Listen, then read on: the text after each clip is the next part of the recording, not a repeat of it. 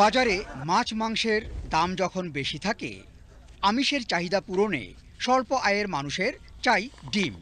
কিন্তু অস্থিরতামুক্ত হয়ে ওঠেনি এখনো ডিমের বাজার।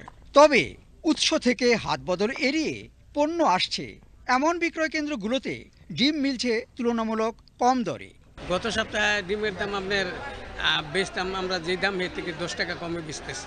কিছুটা সহনীয় দামে নিরাপদ সবজিও মিলছে কৃষকের বাজারে। গত সপ্তাহে ঝিঙ্গা বেচি 80 টাকা, এই সপ্তাহে বেচি 40 টাকা।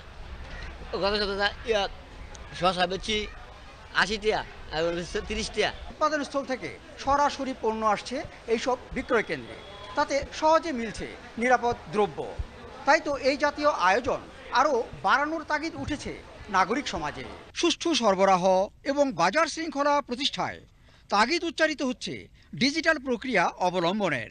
যে ভোগ্য পণ্য রয়েছে এই পণ্যগুলো মেসেজের মাধ্যমে মোবাইলে দেয়া হয় প্রত্যেকের বিভিন্নভাবে, তাহলে তারা সহজে এটা পেতে পারে। বিশ্লেষকরা বলছেন, প্রযুক্তির স্মার্ট প্রয়োগের মাধ্যমেই নিত্যপণ্যের বাজারে মধ্যভোগীদের অস্তিত্ব বিলীন সম্ভব।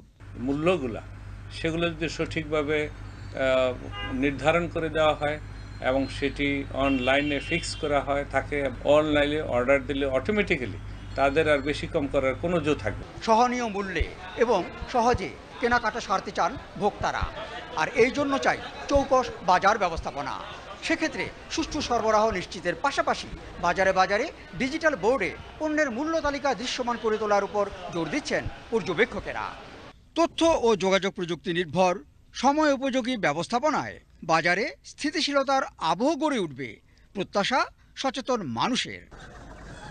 শাহেদ জাহিদি, বাংলাদেশ টেলিভিশন, ঢাকা।